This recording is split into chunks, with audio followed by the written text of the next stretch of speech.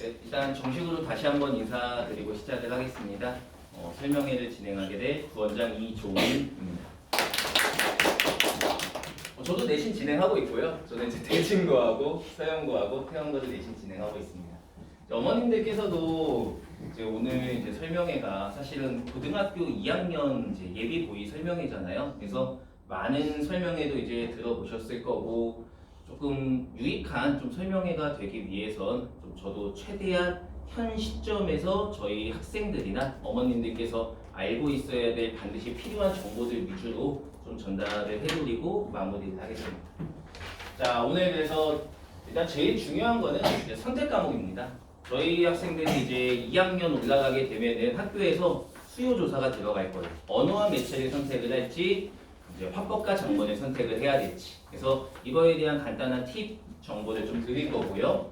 그 다음에 얼마 전에 시행됐던 2025학년도 수능, 그리고 얼마 전에 봤던 저희 고등학교 1학년 모의고사하고 비교 한번 해드리고요. 그 다음에 고등학교 이제 1학년 내신은 마무리가 돼가고 있는데 고등학교 2학년 내신은 국어 내신은 어떤 방향으로 출제가 되고 또 어떤 식으로 좀 준비를 해야 되는지에 대한 간단한 이야기를 해드릴 거고요.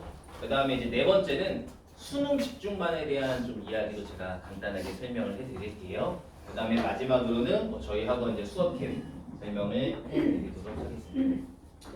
자, 선택 과목에 대해서 이미 알고 계시는 어머님들도 있고 아직은 익숙하지 않은 부분들도 분명히 있을 거예요.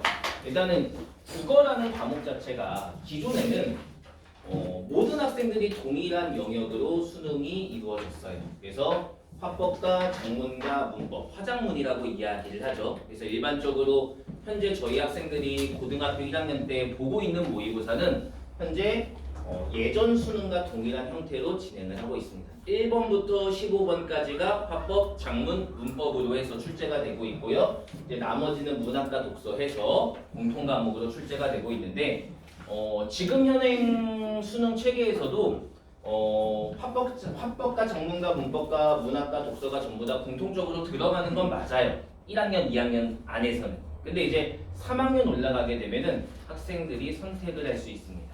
다시 말하면 공통 과목이라고 해서 문학과 독서는 모든 학생들이 동일하게 시험을 치르고요. 그 다음에 이제 선택 과목이라고 해서 3학년 올라가게 되면은 화법과 장문으로 수능을 보게 될지, 언어와 매체로 수능을 치를지에 대한 선택이 들어갈 거고요.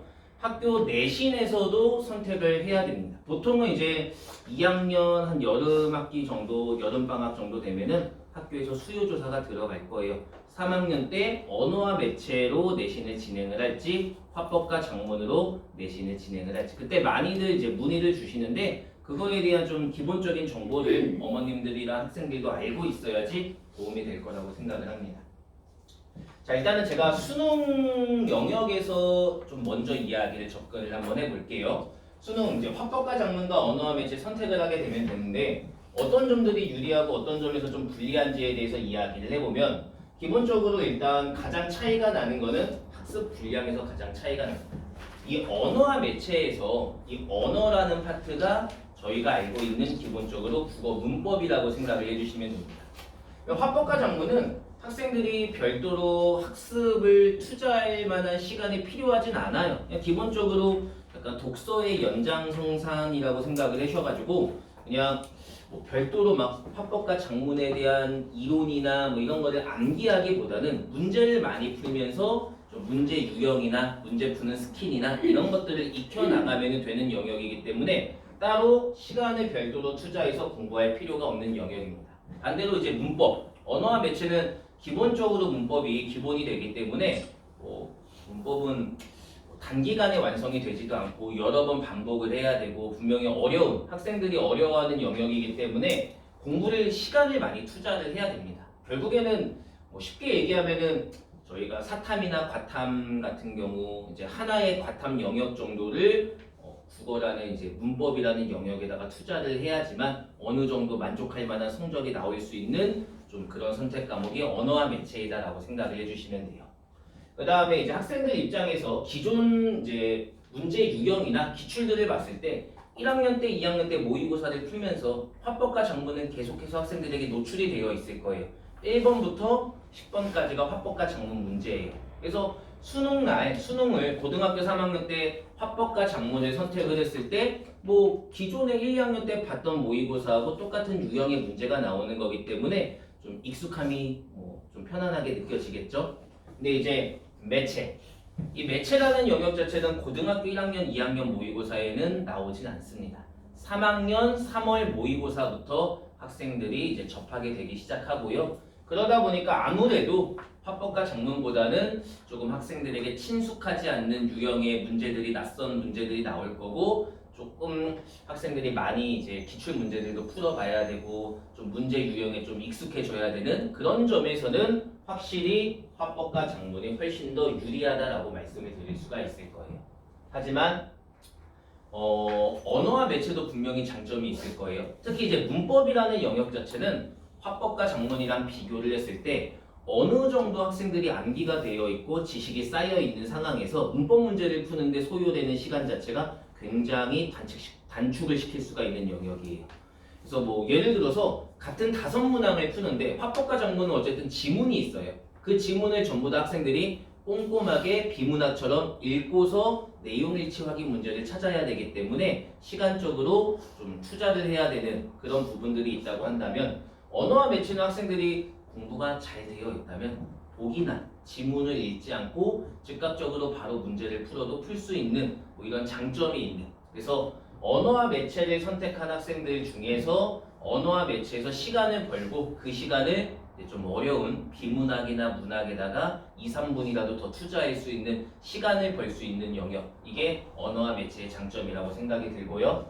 그 다음에 또 하나, 이 언어와 매체를 이제 선택을 하다가 예를 들어서 고등학교 3학년 올라갔을 때 언어와 매체를 6월 모의고사 시험을 딱 치렀어요. 근데 생각보다 언어와 매체의 점수가 상당히 저조한 학생들 같은 경우에는 언어와 매체를 보려고 했지만 다시 화작으로 돌아갔을 때 부담감이 사실은 거의 제로입니다.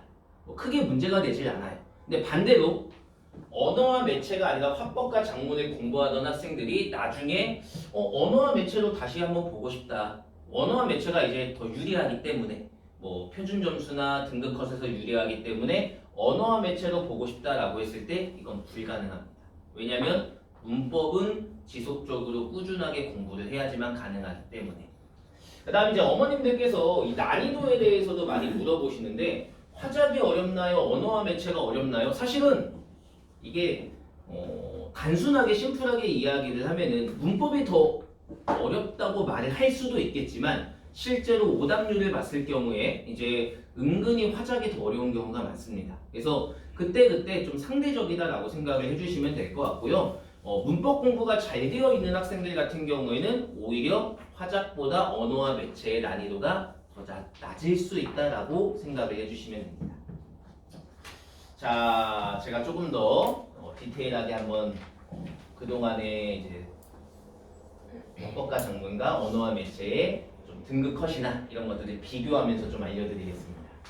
일단은 화작이랑 언매랑 등급 컷을 한번 비교를 해주시면 될 것 같은데요. 21년도 수능부터 처음에 이제 선택 과목이 시행이 됐습니다. 첫 수능 때는 1등급 커트라인 자체가 화작이랑 언매랑 1점 차이가 났어요.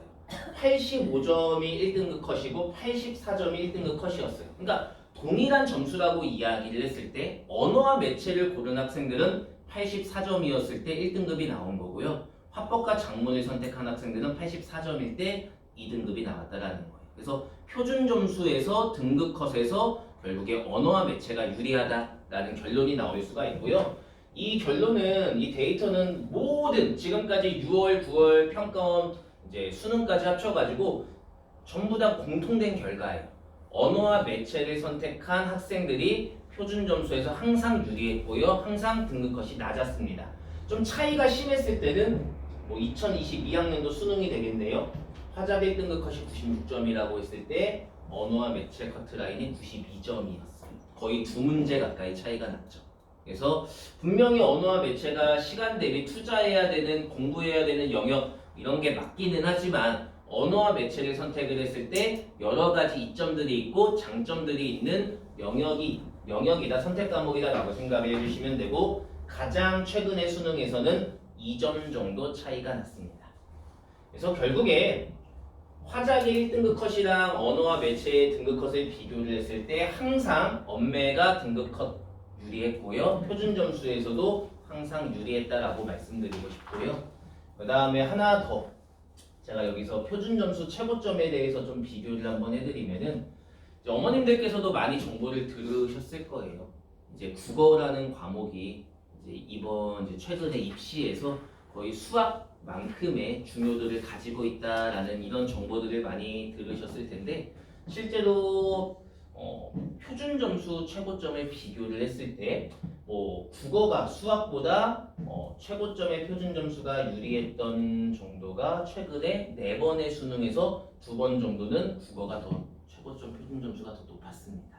다시 말하면 국어 100점을 받는 학생들이랑 수학 100점을 받은 학생들 중에서 결국에 국어 100점이 유리할 수도 있는 이런 지금 상황이 현행 입시 제도이다라고 생각을 해주시면 될 것 같습니다.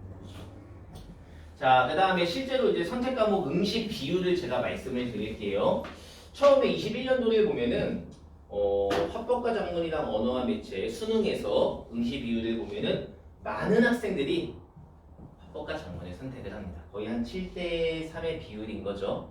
그러다가 이제 조금씩 해가 갈수록 언어와 매체의 장점이 나오기 시작을 하면서 조금씩 늘어나다가 올해 갑자기 조금 소폭 언어와 매체 비중이 조금 줄어들었습니다. 이게 왜 이렇게 학생들이 언어와 매체가 유리한 건 분명한 건 맞아요. 그럼에도 불구하고 왜 화작을 더 많이 선택을 하느냐? 이거는 전국 단위에서의 이제 응시 비율이기 때문에 그렇다고 생각을 해주시면 됩니다. 이 만약에 응시 비율을 인서울 학생들에게 응시 비율을 비교를 했을 때 물어본다면은 반대로 될 거예요. 언어와 매체를 선택한 학생들의 응시 비율이 거의 7이고 화작을 선택한 학생들의 비율이 한 3 정도가 될 겁니다. 그래서 언어와 매체 비율이 어쨌든 전체적으로 봤을 때 조금씩 증가하다가 올해 소폭 좀 떨어졌다. 자, 그 다음에 선택 과목별 오답률을 한번 비교를 해보면은 작년 수능을 보면은 오답률 탑10 안에 화작이 오답률 탑10 1위였어요. 아까 제가 말씀드렸다시피 화작이라고 절대로 쉬운 영역이 아니에요. 화작이 어렵게 출제를 한다면 언어와 매체보다 훨씬 더 까다롭고 정보량도 많고 선택지도 좀 까다롭게 매력적인 오답을 만들어낼 수 있는 영역이 화작이고요. 그래서 작년 같은 경우에 좀 골고루 화작 2문제, 언어와 매체 2문제 정도 요 정도 좀 선택 과목 오답률이 출제가 됐었고요. 올해 수능을 한번 비교를 해보면 언어와 매체에서 오답률 중에서 언어와 매체가 들어가진 않았고 화작에서 한 문제 정도 들어갔었네요. 그러면은 지금 이게 절대적인 건 아니지만 상대적으로 이야기를 해봤을 때 매년마다 달라지겠지만 생각보다 화작이 언매보다 학생들이 오답률이 좀 높다라고 생각을 해주시면 될 것 같아요. 이것도 이유가 있겠죠. 기본적으로 언어와 매체를 선택한 학생이랑 화작을 선택한 학생들의 좀 수준 차이도 있어요. 언어와 매체를 선택한 학생들이 조금 더 상위권인 학생들이 많기 때문에 오답률적으로 봤을 때 언어와 매체에서 좀 공부가 완벽하게 된 학생들이 더 많이 있다라고 생각을 해주시면 됩니다. 사실 이 선택 과목 오답률 중에서 제가 이제 어머님들에게 말씀드리고 싶은 거는 나중에 이제 어머님들께서 학생들도 이제 고민을 할 거예요. 언어와 매체를 선택을 해야 될지 화작을 선택해야 될지 엄청나게 고민을 하는 학생들이 생길 건데 사실은 그렇게까지 너무 고민할 필요는 없어요. 사실은 훨씬 더 선택 과목보다 훨씬 더 중요한 건 결국에는 독서하고 문학이다라는 게 핵심이에요. 제가 지금 오늘 주제로 말씀을 드리는 게 선택 과목이기는 하지만 수능에서 선택 과목의 비중은 생각보다 크진 않습니다. 오히려 훨씬 더 중요한 건 독서를 어떻게 공부를 할 것인지, 문학을 어떻게 공부를 할 것인지가 훨씬 더 중요하고요. 실제로 오답률을 보면은 지금 올해 수능 기준으로 봤을 때 1위부터 4위가 전부 다 독서고요. 그 다음에 이제 문학이 나왔고요. 다시 독서가 나왔는데 결국에 좀 수능에서 좋은 결과가 이어지기 위해서는 비문학 공부와 그리고 문학 공부를 철저하게 공부를 해주는 게 훨씬 더 중요하다. 이 말씀을 드리고 싶습니다. 자, 그래서 정리를 한번 해보면은 공통과목 학습이 선택과목 학습보다 훨씬 더 우선이 되고요. 그 다음에 단 만약에 좀 상위권 대학을 원한다고 한다면은 언어와 매체를 선택을 해주는 게 유리하고요. 그 다음에 마지막으로 한 말씀 더 드리면 2028학년도 수능 개편안부터는 선택 과목이 폐지가 됩니다. 매체가 다시 사라지고요. 화법, 작문, 문법이 공통 과목이 됩니다. 제가 학생들에게 항상 이야기를 하는 건데 사실은 재수를 벌써부터 이야기를 하면은 굉장히 우울해요. 사실은 저도 이제 뭐 그런 말 하고 싶지 않은데 이게 데이터라는 게 통계잖아요. 결국에는 분당이라는 이 학군 내에서 재수 비율을 좀 조사를 한번 해보면은 40%가 넘어가는 게 이게 뭐 현실이고요. 그래서 대부분의 학생들이 만약에 지금 현재 저희 예비 고2 학생들이 재수를 하게 된다. 그러면은 이 문법이라는 영역 자체가 선택 과목이 아니라 이제 필수 영역으로 다시 되돌아가게 됩니다. 그래서 저는 학생들에게 지금 현행 이런 입시 제도 안에서 너네가 재수할 확률까지 고민을 해야 되고 언어와 매체의 장점과 이점까지 생각을 한다면은 너네가 화작을 굳이 선택해야 될 이유는 정말 전략적인 선택이 아니고서는 특별한 이유가 아니고서는 거의 좀 없다. 웬만하면은 언어와 매체를 포기하지 말고 문법에 대한 공부를 지금 이 시기, 이 겨울 방학 기간 동안 문법을 다시 한번 잡아보도록 노력을 하는 게 너네들에게 굉장히 중요한 시기가 될 거이다라고 학생들에게 계속해서 제가 좀 이야기를 하고 있는 상황입니다. 좀 안타까운 상황이기는 하지만 저는 언어와 매체를 선택하는 게 맞다고 생각을 합니다. 자, 왜 유리한지, 언어와 매체를 선택하는 게 왜 유리한지에 대한 조사를 한번 해보면 이런 좀 복잡한 공식이 있어요. 언어와 매체를 선택을 했을 때 표준 점수가 계산되는 방식인데요. 저도 무슨 말인지 잘 모르겠습니다. 이 공식을 보면은. 그래서 좀 직관적으로 제가 설명을 해드리면은 자, A라는 학생과 B 학생이 있어요.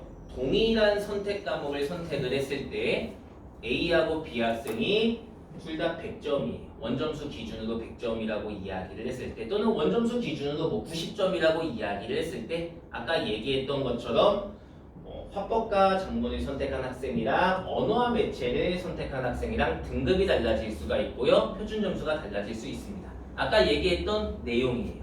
같은 점수라면 같은 원점수라면 언어와 매체가 유리합니다. 자, 근데 두 번째가 더 중요해요. 이거를 한번 잘 봐주시면 좋을 것 같은데 동일한 선택 과목을 선택을 했어요. 지금 아까는 다른 선택 과목을 선택을 한 거죠. 동일한 화법과 작문을 선택한 A 학생과 B 학생이 있어요. 뭐 언어와 매체를 선택을 해도 상관이 없을 거예요. 동일한 원점수가 나왔는데 A라는 학생은 공통 과목에서 독서와 문학에서 56점이 나왔고요. B라는 학생은 68점이 나왔다고 가정을 해볼게요. 그러면 공통 과목 점수가 B 학생이 조금 더 높죠. 그리고 선택 과목을 A 학생은 잘 받고 B 학생은 선택 과목을 좀 못 봤어요. 그래서 원점수 기준으로 했을 때 둘 다 80점이지만 아까 이 복잡한 공식을 가지고 계산을 하면은 확률이에요. 확률적으로 봤을 때 같은 점수지만 같은 동일한 선택 과목을 선택을 했지만 그럼에도 불구하고 B 학생이 유리할 가능성이 훨씬 더 큽니다. 다시 말하면 공통 과목을 잘 보는 게 중요하냐 선택 과목을 잘 보는 게 중요하냐라고 했을 때 공통 과목을 잘 보는 게 유리합니다. 이게 수능은 결국에 원점수가 중요한 게 아니라 표준 점수가 중요한 거기 때문에 표준 점수를 계산을 했을 때 선택 과목보다는 공통 과목에서 잘 보는 게 더 유리한 표준 점수를 확보할 수 있다. 이렇게 생각을 해주시면 됩니다.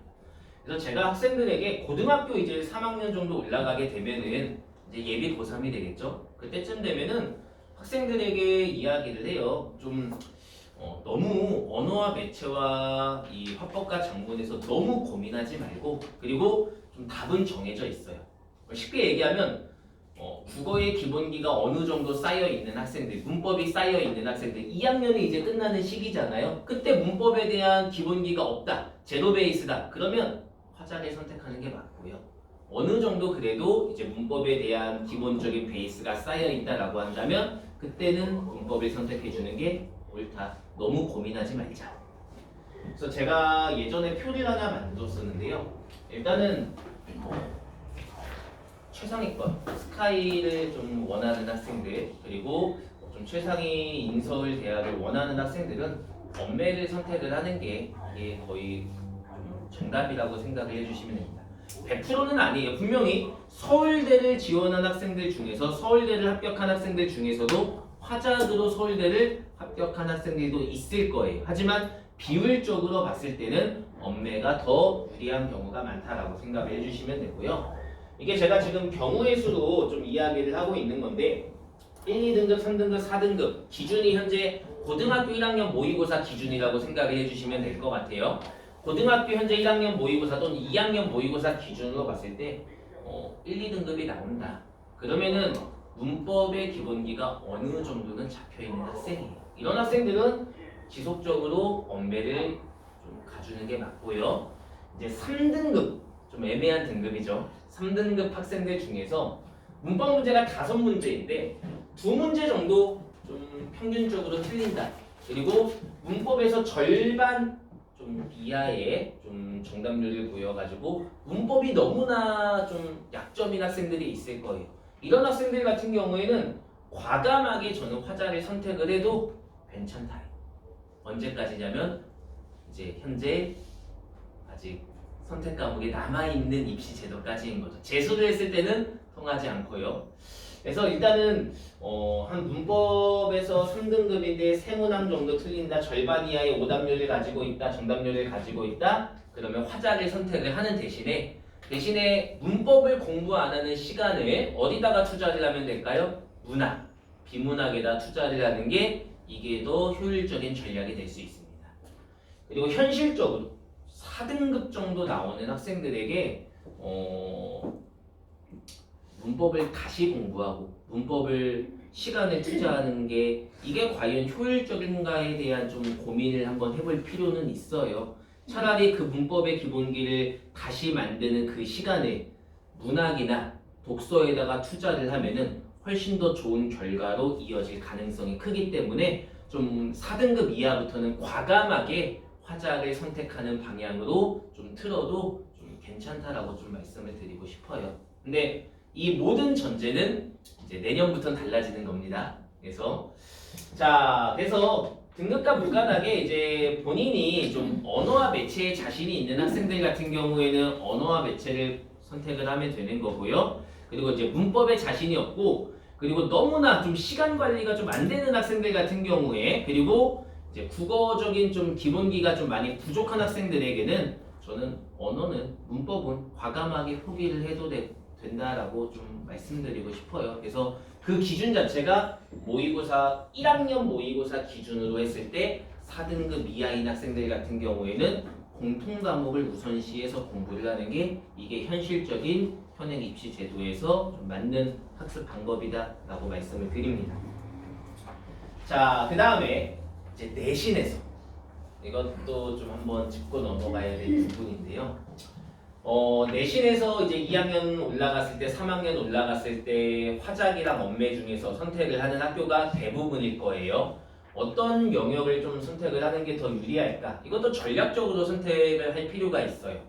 예를 들어서 A라는 학생이 있는데 A라는 학생은 수능에서 본인은 언어와 매체를 선택할 예정이에요. 그러면 당연히 학교 내신 과목도 언어와 매체를 선택을 하는 게 가장 유리하겠죠.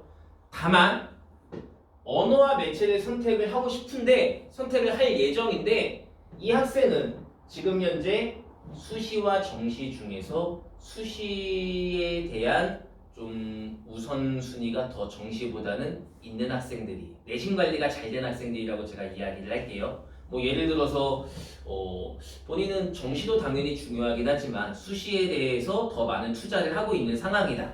이런 가정을 한번 해봤을 때 학교마다 선택 과목의 비율 자체가 달라질 거예요. 학교마다 다 달라요. 예를 들어서 대진고 같은 경우에 예를 들면은 대진고는 뭐 매년마다 좀 다르기는 하겠지만 학교에서 언어와 매체와 화법과 작문을 선택을 했을 때 언어와 매체를 선택하는 학생의 비율이 보통은 8대 2에서 7대 3 정도예요. 많은 학생들이 이과형 학교이다 보니까 언어와 매체를 선택을 합니다. 당연히 수능에서 언매를 보려고 하고 수시도 노리고 있는 학생 입장에서 그냥 언매를 선택을 하면 됩니다. 아무런 문제가 없어요. 문제는 수능에서 언매를 보고 싶지만 우리 학교가 좀 생각보다 언매를 선택하기보다는 화작을 더 많이 선택을 하는 학생들이 많아요. 50대 50이라고 이야기를 해볼게요. 50대 50이라고 이야기를 했을 때, 자, 언매를 고른 50% 학생들이 있는 집단과 화작을 선택한 50%가 있는 집단에서 평균적으로 봤을 때 더 좋은 등급을 확보하기 쉬운 과목은 화작이에요. 아무래도 언어와 매체는 좀 상위권 학생들이 많이 선택을 했을 거고요. 그 다음에 이제 화법과 작문은 아무래도 좀 뭐 이런 말하긴 좀 그렇지만 좀 깔아주는 학생들이 많이 있는 편일 거예요. 그래서 등급적으로 내신에서 등급을 좀 확보하기 위해서는 수능에서 언매를 원하지만 좀 전략적으로 좀 화작을 내신에서 선택을 해도 무방합니다. 그리고 실제로 이런 식으로 선택한 학교가 꽤 많이 있었어요. 제가 이 선택 과목이 처음으로 시행이 됐을 때 굉장히 학교에서도 좀 혼선이 있었겠죠. 그래서 서영고를 제가 그때도 내신을 진행을 하고 있었는데 한 5년 전이겠죠. 5년 전, 6년 전 이야기인데 그때 최상위권 학생들이 당연히 언매를 봐야 되는 학생들이고 문법에 대해서 굉장히 잘하는 학생임에도 불구하고 그때 서영고에서 선택 비율이 한 6대 4 정도였어요. 화작이 60% 정도였어요. 그래서 전략적으로 학생들이 분위기 자체가 야 이거는 지금 내신으로 좀 노려야 되는 상황 속에서 이거 언매를 가는 건 아닌 것 같다. 화작으로 가서 전략적으로 좀 1, 2등급을 안정적으로 받아갈 수 있는 전략을 짜자. 이런 전략을 좀 세운 학생들이 몇 있었습니다. 그래서 학교마다 좀 다르기 때문에 이거 응시율은 나올 거예요. 이 비율 자체는 학교에서 다 공개를 하거든요. 그래서 본인의 현재의 상황에 맞춰가지고 좀 전략적으로 선택을 해주는 게 맞다. 똑같은 거예요. 화작을 선택하는 학교도 반대로 생각을 해주시면 될 것 같습니다. 자, 일단은 제가 선택 과목에 대한 이야기는 뭐 여기까지 해줘도 충분할 거라고 생각을 하고요.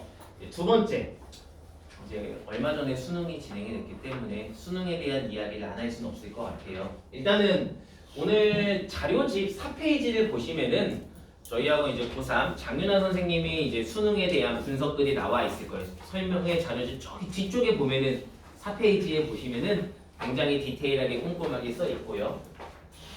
자, 제가 좀 드리고 싶은 말은 이거예요. 얼마 전에 10월달 모의고사를 봤죠. 1학년 학생에게. 물론 내신 기간이어서 학생들이 핑계를 많이 댔을 거예요. 제대로 보지 않았다. 실제로 응시를 안 한 학생들도 많이 있었고요. 자, 그때 1학년 학생들의 1등급 커트라인은 89점이었고요. 얼마 전에 11월에 시행됐던 이제 3학년 모의고사 이제 수능이죠. 수능의 등급 컷은 93점, 91점이었습니다. 자, 이걸 잘 생각을 해야 돼요. 지금 현재 1학년 학생들이 굉장히 많이 착각을 하는 게 나는 지금 현재 1학년 모의고사 1등급이 계속 나오고 있어. 1등급이 나왔어. 89점임에도 불구하고 1등급이에요. 굉장히 본인이 국어의 실력이 뛰어나다 또는 국어는 이 정도 했으면 괜찮을 것 같다라고 착각을 하는 학생들이 굉장히 많이 있는데요. 자, 그냥 원점수로만 생각을 해도 89점이라는 시험에서 올해 수능이랑 비교를 하면 2등급이에요. 근데 이건 1학년 시험이고 이건 3학년 수능 시험이잖아요. 당연히 훨씬 더 난이도적으로 봤을 때 수능이 비교할 수 없을 정도로 어려울 거예요. 지금 1학년 국어 실력을 가지고 수능을 보면은 정말 학생이 너무나 잘 본다고 하더라도 웬만하면은 등급은 떨어지게 되어 있고요. 이제 난이도까지 고려를 한다면은 사실은 89점으로 1등급 받은 학생들 1학년 모의고사에서 현재 실력으로 따지면 수능에서 3등급, 4등급 실력이라고 생각을 해주시면 돼요. 저희 뭐 재원생 어머님들이 많이 있으시니까 저희 실제로 얼마 전에 11월 수능날 학원에서 수능을 봤어요. 많은 학생들이 내신 기간이어서 참여하진 않았지만 그래도 꽤 많은 학생들이 참여를 했고요. 저도 이제 유심히 봤죠. 저희 현재 고등학교 1학년 학생들이 신청한 학생들에도 관심 있는 학생들일 테니까 어느 정도 성적이 나왔는지를 확인을 해봤는데 아마 1학년 학생들 중에서 저희 재원생들 봤던 학생들 중에서 1등급 나온 학생들이 꽤 있어요. 근데 93점, 91점, 94점 정도 90점이 넘어가는 학생들 그런 학생들이 좀 있고요. 대부분의 학생들은 본인의 1학년 시험이랑 비교를 했을 때 많이 떨어져 있죠. 뭐 쉽게 얘기하면 A라는 학생인데 대진고 학생인데 항상 지금까지 1학년 때 국어 모의고사, 10월 모의고사까지 4번의 모의고사가 있었는데 한 번도 1등급이 놓친 적이 없는 여학생이었어요. 그래서 국영수 다 1등급이 계속해서 나왔던 학생인데 1학년인데 이번 수능 학원에서 시험을 봤을 때 4등급이 나왔을 거예요. 제가 이제 그 학생에게 만만하지 않지? 라고 이야기를 했던 기억이 나는데 이게 저는 현실이라고 생각을 합니다. 지금 현재 1학년 실력을 가지고서 수능이라는 이 국어 시험을 치렀을 때 거의 대다수의 학생은 등급이 평균적으로는 2단계 정도는 2등급 정도는 떨어지는 게 이게 통계상 데이터라고 생각을 해주시면 될 것 같습니다. 그래서 실제로 저희 학원에서 10월 모의고사 등급 데이터를 가지고서 재원생들이 엄청나게 많을 거 아니에요. 내신까지 하면 한 500명이 넘어갈 텐데 그 학생들의 이제 모의고사 등급을 조사를 해보면은 1, 2등급이 나오는 학생들의 재원생 비율이 거의 50%예요.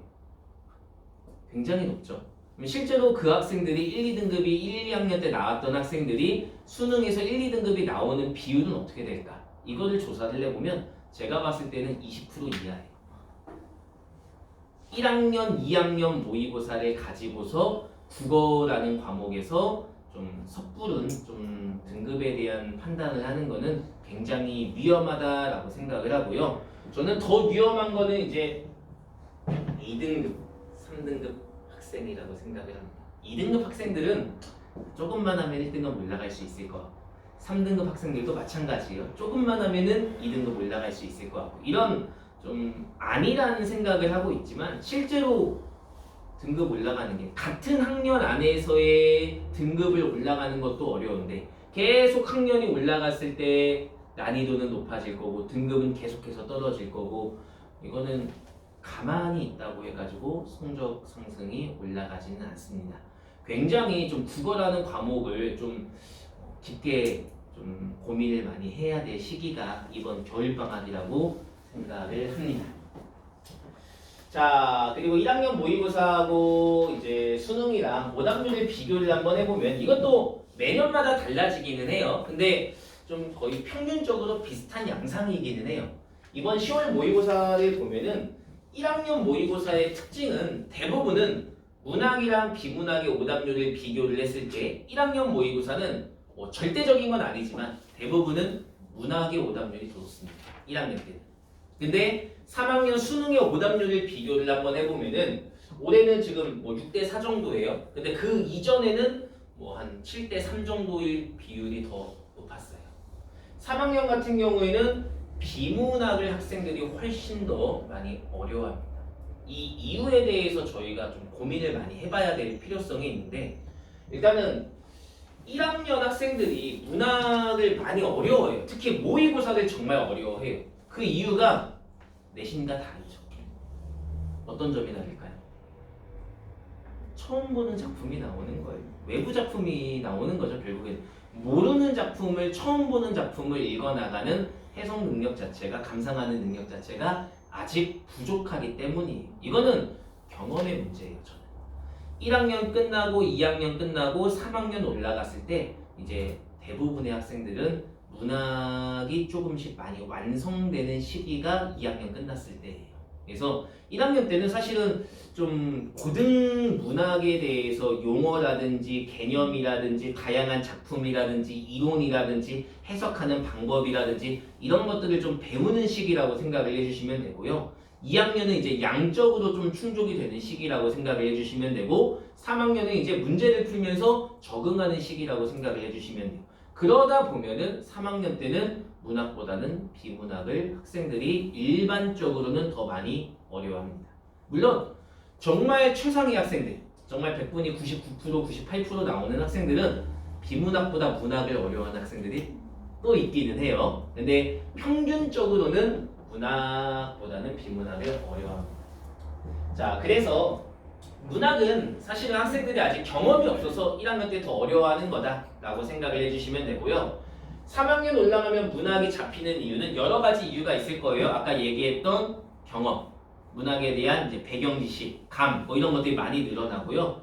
그리고 수능은 문학이 연계율이 굉장히 많이 체감이 되는 영역이에요.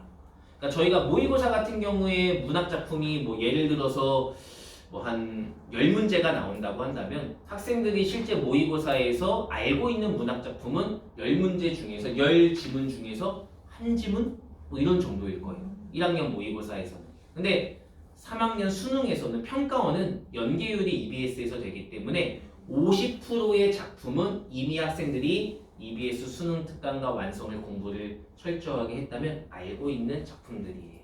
그래서 문학은 생각보다 학생들이 좀 수월하게 풀어나가는 그런 경향이 있고요.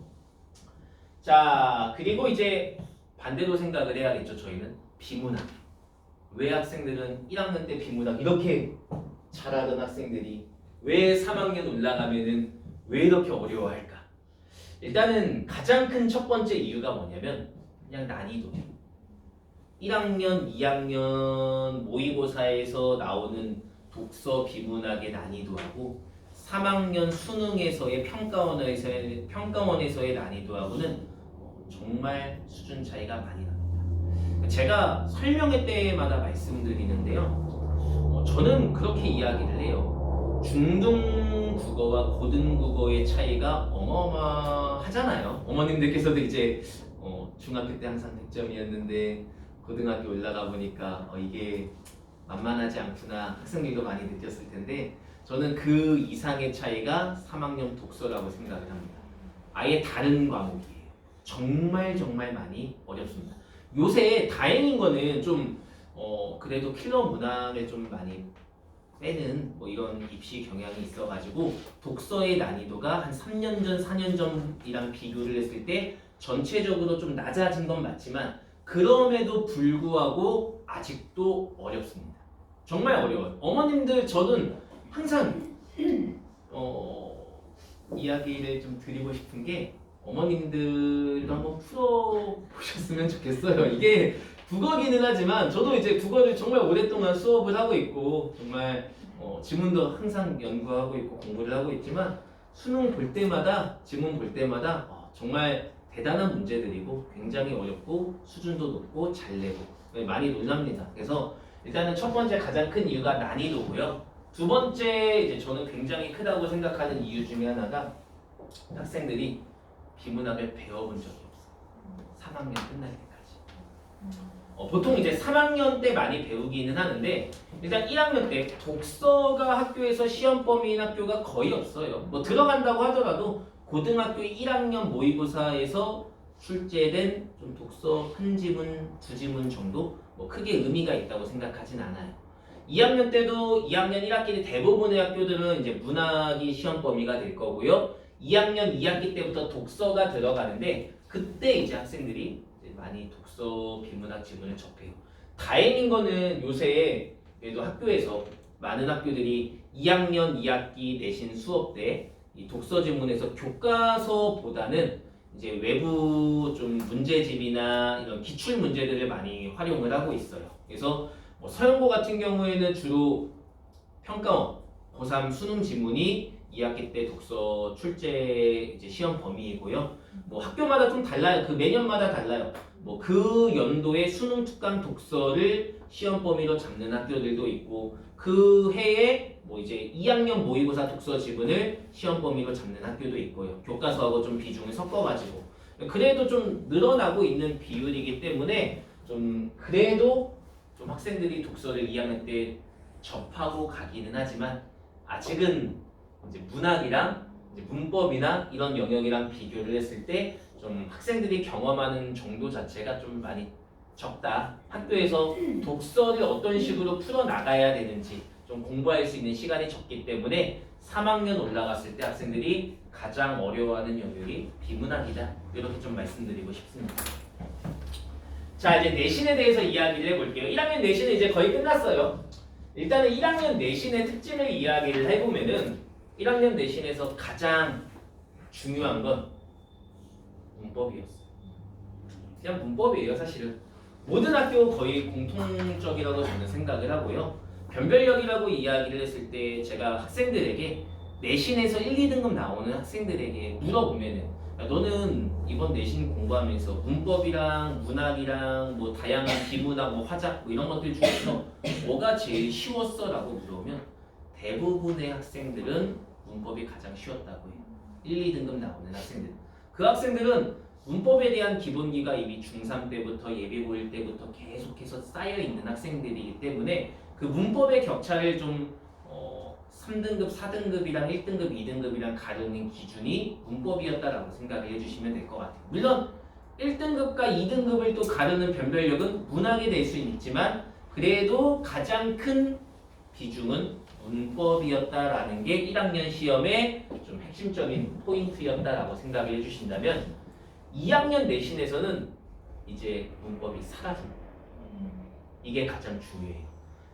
영동여고를 제외하고 대부분의 학교에서는 이제 2학년 1학기 내신이 다 문학일 거예요.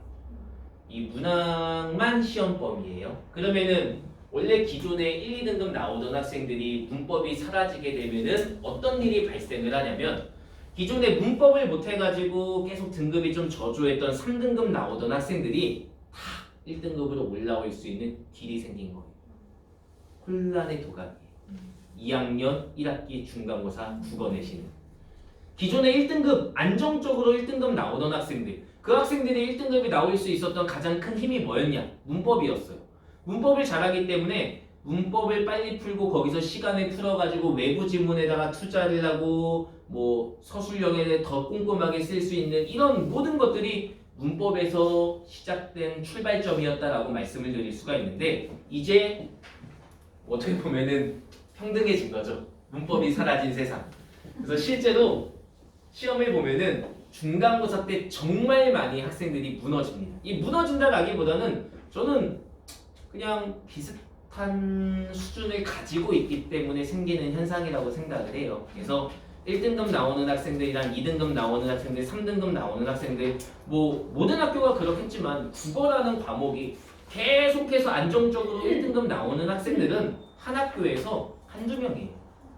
국어 내신 계속해서 학생들은 등급이 오락가락 할 수밖에 없어요. 1, 2등급은 3등급 정도는 좀 안전하게 나올 수가 있어요. 근데 이제 1, 2등급은 워낙 치열하기 때문에 근데 이제 문법이 사라지기 때문에 문학이 결국에 비중이 커질 수밖에 없는 거겠죠. 그래서 2학년 이제 내신은 좀 기본적으로 실수를 하지 않고 좀 외부 지문을 어떤 식으로 풀어 나가는지가 굉장히 중요한 시험이 될 거고요. 학교에서도 알 거예요. 당연히 알고 있고요. 이 변별력을 줘야 될 거 아니에요. 학생들이 문법이 없어지면은 이제 등급 컷이 올라갈 거고 평균 점수가 올라갈 거고 평균 점수를 낮추기 위한 좀 매력적인 문제들, 오답들을 만들어내야 될 건데 그 기본적인 방법이 일단은 외부 작품이 될 거예요. 그래서 외부 작품에 대한 대비가 굉장히 중요해지고요. 그 다음에 이제 복합 지문, 가지문, 나지문, 다지문 해가지고 다양한 지문을 동시에 출제가 됐을 때 좀 해석하고 좀 선택지를 좀 끊어가지고 분석할 수 있는 능력. 그래서 저는 선택지를 잘 분석하는 게 내신에서 굉장히 중요하다고 생각을 하고 수능에서도 마찬가지예요. 그래서 좀 꼼꼼하게 선택지 분석하는 능력과 외부 지문에 대한 대비 이런 것들이 2학년 내신에서는 좀 변별력을 가질 수 있는 그런 포인트가 될 거다라고 말씀을 드리고 싶습니다. 자, 이제 좀 현실적인 이야기를 더 해볼게요. 이제 아마 어머님들과 학생들 사이에서 갈등이 일어나기 시작하는 게 2학년 1학기부터 시작이 될 거예요. 엄마, 내가 지금 이 내신 성적으로 지금 이게 내신을 또 준비하는 게 이게 의미가 있을까라는 생각을 어머님들께서도 하고 계실 거고 저희 학생들도 하고 있어요, 머릿속에서. 이게 뭐 정답은 없어요. 정답은 없는데 일단은 얼마 전에 이제 저도 들은 이야기인데 대진고에서 이번에 3학년 중에서 내신 점수가 2.5 한 중반 정도 나온 학생이 서울대 경제학과 1차 수시에 지금 붙었다라는 좀 소문이 들고 있어요. 그러니까 수시라는 카드는 사실은 저는 끝까지 가지고 가야 되는 카드라고 생각을 해요. 제가 그냥 논리적으로 말씀을 드리면은 1점대에서 2점대에서 3점 초반까지 당연히 수시라는 카드를 가지고 가야 된다고 생각을 해요. 개인적으로는. 어떤 일이 일어날지 알 수가 없으니까 일단 끝까지 가져가야 되는 거고요. 그러면은 저희 애는요 4점대, 5점대인 학생들이에요. 지금 내신은 아무런 의미가 없는 거 아니에요? 지금부터 정시를 준비하는 게 이게 더 맞는 방법 아니에요? 이게 역설적이게도 5등급, 4등급 나오는 학생들은 더 내신 공부를 해야 돼요. 이 학생들이 정시를 공부한다는 건 도피예요. 공부하는 방법을 모르는 거고요. 단기간에 국어 공부를 해보면서 다른 과목을 공부하면서 시험 대비를 해보면서 시험을 잘 보는 연습을 하는 게 내신에서 필요하고요. 공부하는 연습, 집중하는 연습, 문제 출제 의도를 분석해보는 연습 이런 것들을 내신에서 해야 된다고 저는 생각을 하고요. 오히려 정시를 버릴 수 있는, 수시를 버릴 수 있는 학생들은 저는 2점대 초반 학생에서 1점대 후반 학생이 내신을 버려야 된다라고 생각을 해요. 어떤 학생들이에요? 의치안을 원하는 학생들. 그런 학생들은 저는 그래 너가 지금 현재 너의 국어 모든 전과목 내신 평균 점수하고 100분의 1을 비교를 했을 때 모의고사 내신보다는 너가 원하는 대학 수준을 가기 위해서는 정시를 준비하는 게 맞다라고 생각하는 제 기준은 2점 초반대 학생들까지입니다. 그 이하의 학생들은 저는 2학년까지는 내신을 끌고 가주는 게 이게 전반적으로 통계상으로 봤을 때 유리하다라고 말씀을 드리고 싶습니다. 일단은 1학년 내신을 국어에서 왜 해야 되느냐, 주요 과목은 절대 포기하면 안 되는 이유 중에 문학은 왜 포기하면 안 되냐, 문학 내신을 하면서 학생들이 정말 많은 작품을 볼 거예요. 그리고 외부 작품에 대한 대비도 정말 많이 할 거고요. 그러다 보면 문학에 대한 아까 제가 얘기했던 감각이나 배경 지식들이 쌓이게 되는 거고 이게 전부 다 수능에 직접적으로 도움이 됩니다. 사실은 모의고사에서 나오는 작품들을 학생들이 공부하는 밀도하고 내신에서 공부하는 그런 밀도하고는 차이가 큽니다. 내신에서 하나의 작품을 꼼꼼하게 분석해보고 경험해보는 그리고 알고 있는 작품을 바탕으로 해서 외부 지문이 나왔을 때 그걸 읽어나가는 연습 이게 어떻게 보면은 수능에서 연계 공부하고도 직접적으로 이어진다고 생각을 해주시면 돼요. 이런 공부를 내신에서 충분히 많은 연습이 될 수 있는 거고요.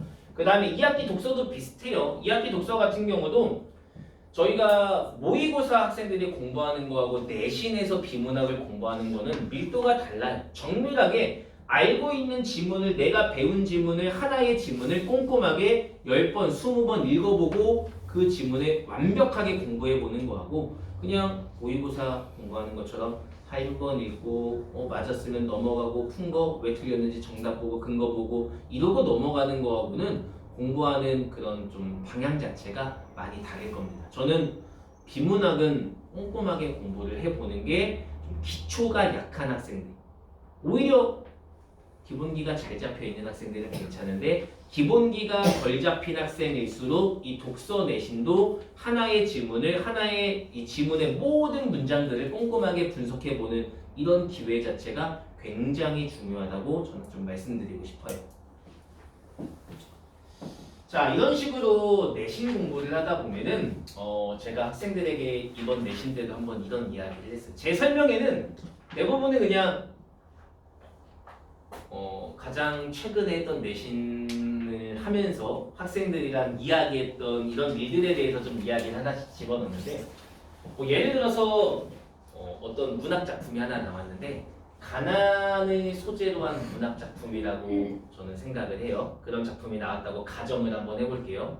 저희 학생들이 처음 보는 낯선 작품이 나왔을 때 가난한 내용과 관련되어 있는 고전 시가 작품이 나왔을 때 저희 학생들은 그냥 가난하구나라고 끝나는 거고요. 그러니까 좀 어떻게 보면은 배경 지식이 잘 쌓여 있는 학생 그리고 상위 등급의 학생들이 어떤 식으로 글을 읽어 나갔는지를 학생들에게 이야기를 한번 해봤어요. 너네는 가난하다고 끝나는 게 아니라 글을 읽어 나갔을 때, 어떤 화자가 가난하네? 그러면은 상위권 학생들, 배경 지식이 있는 학생들은 이 가난한 화자가 지금 사대부인지 평민인지가 머릿속으로 의식하지 않아도 그냥 찾으려고 머릿속에서 자동화가 된다. 그리고 사대부라는 생각이 들면은 이 사대부가 가난한 이유 자체가 지금 유배를 왔는지 자연을 즐기기 위해서 본인이 부귀와 공명을 포기한 건지 아니면 정말로 경제적으로 가난한 건지 특정한 시어와 특정한 맥락을 통해서 그 학생들은 그걸 찾아낼 수 있게 된다. 그리고 나서도 뭐 유배시라고 이야기를 했을 때 유배를 왔으면 배경지식이 많을수록 공부를 많이 한 친구들일수록 유배에도 종류가 있는데 얘가 지금 정치적인 이유 때문에 유배를 왔구나. 얘가 지금 정말로 죄를 저질러가지고 횡령을 해서 유배를 왔구나. 뭐 또는 경제적인 이유에 대해서 경제적으로 가난하지만 극복하려고 하고 있구나. 체념을 하고 있구나. 이런 것들이 특정한 처음 보는 시라고 하더라도 가난이라는 소재를 가지고서 학생들이 낯선 지문을 읽어 나갔을 때 특정한 시어와 특정한 구조를 읽었을 때 학생들에서 머릿속에서 펼쳐지는 이 논리 자체가 달라진다는 이게 저는 배경 지식이라고 학생들에게 한번 설명을 해줬어요. 어머님들도 똑같잖아요. 영화를 봤을 때 영웅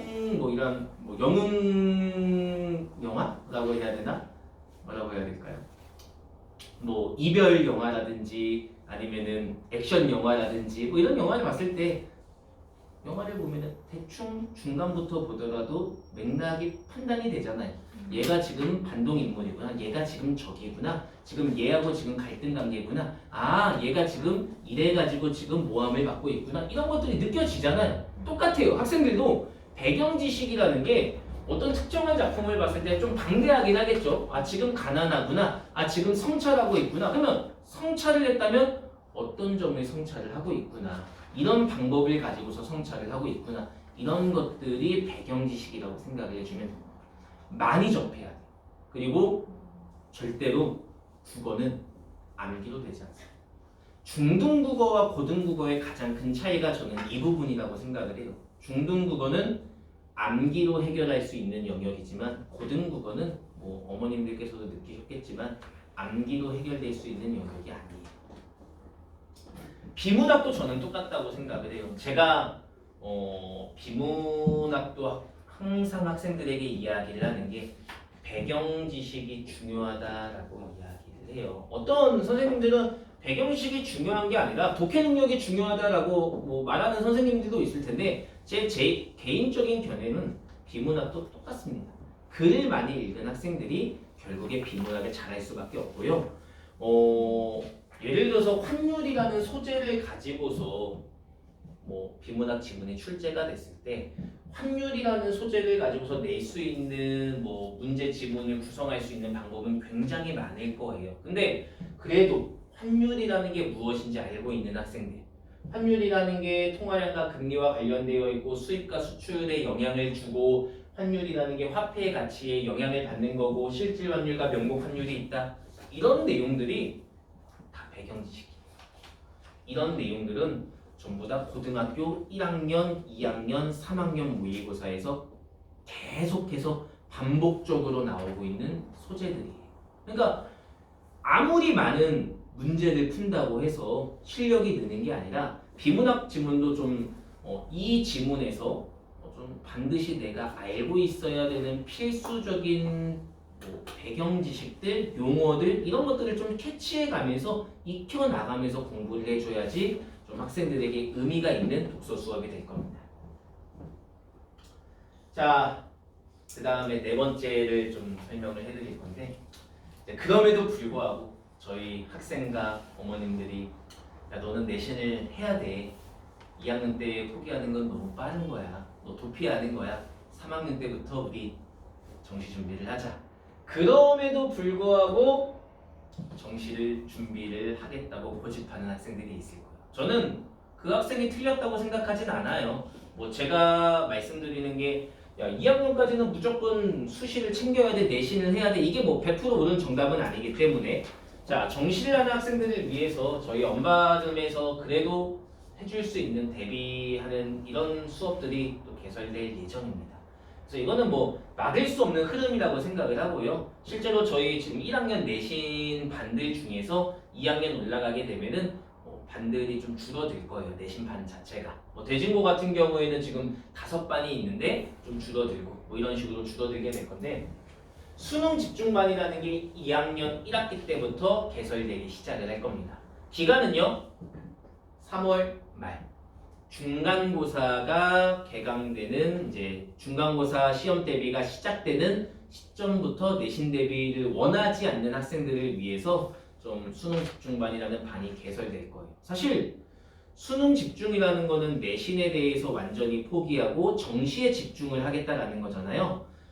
그런 학생들을 가만히 냅두면은 이것도 안 하고 저것도 안 하고 인강을 듣게 하면은 사실 저는 대부분 실패한다라고 생각을 해요. 그래서 학원에서 그래도 해줄 수 있는 뭐 이런 여러 가지 선택지들 중에 하나가 수능 집중반이 될 거고요. 2학년 1학기 때는 15주 정도가 될 거예요.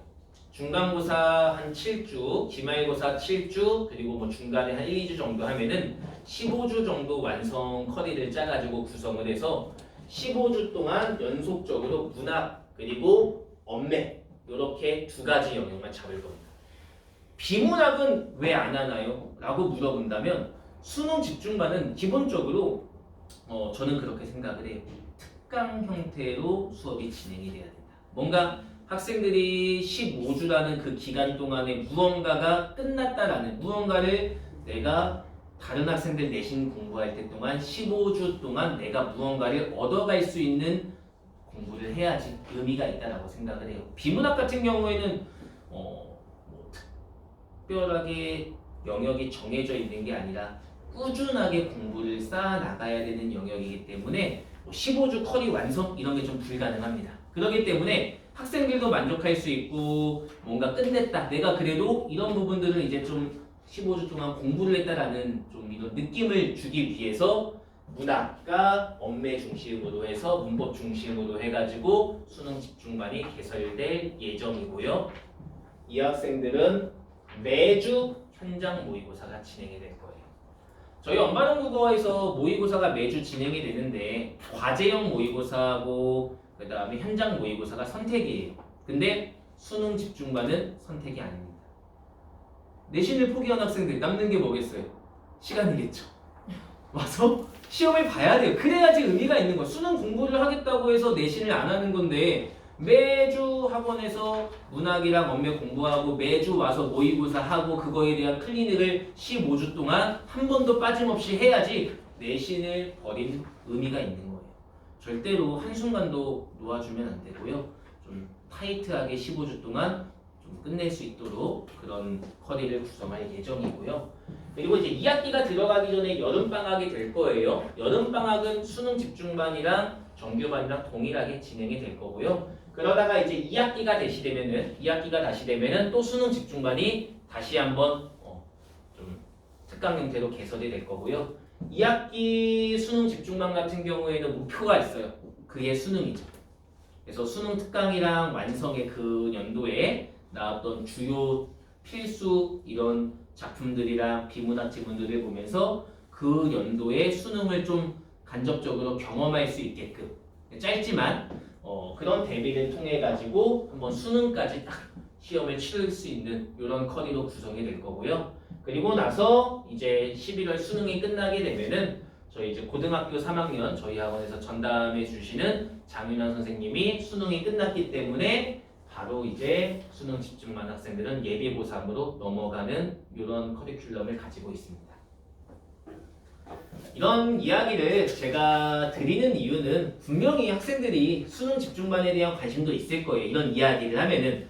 근데 자세한 이야기는 3월 첫째 주나 둘째 주 정도에 저희가 설명회가 다시 한번 예정이 될 거고요. 그 설명회는 수능 집중반을 위한 선택이에요. 설명회예요. 저는 제가 지금 설명을 하고 있지만 저는 내신이 2학년 때까지는 끌고 가주는 게 옳다라고 말씀을 드리고 싶습니다. 자, 그 다음에 국어 학습 방법에 대해서 제가 좀 이야기를 해드리고 싶어서 이런 목차를 만들었습니다. 일단은 올바른 국어 학습 방법에 대해서 말씀을 드리면 대전제가 있어요. 국어를 공부하는 방법. 일단 첫 번째, 대전제. 국어 공부 시간을 확보해요. 국어를 공부하는 시간을 확보하는 것 중에서 가장 중요한 건 문제 푸는 시간의 확보가 아니에요. 국어를 정말로 공부하는 시간이 확보가 돼요. 문제를 푸는 건 공부가 아니라고 저는 학생들에게 이야기를 합니다. 문제를 풀고 나서 이후부터 국어 공부가 시작이 되는 거예요.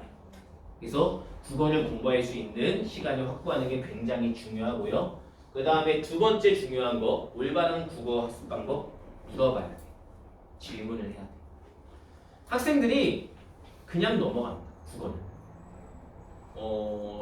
저는 항상 이야기를 하지만 저희 학원의 가장 큰 장점이 뭐냐라고 말씀드리면은 결국에는 클리닉이고, 클리닉이 왜 장점이냐? 클리닉 때 복습 테스트 하는 게 장점이냐? 아니에요.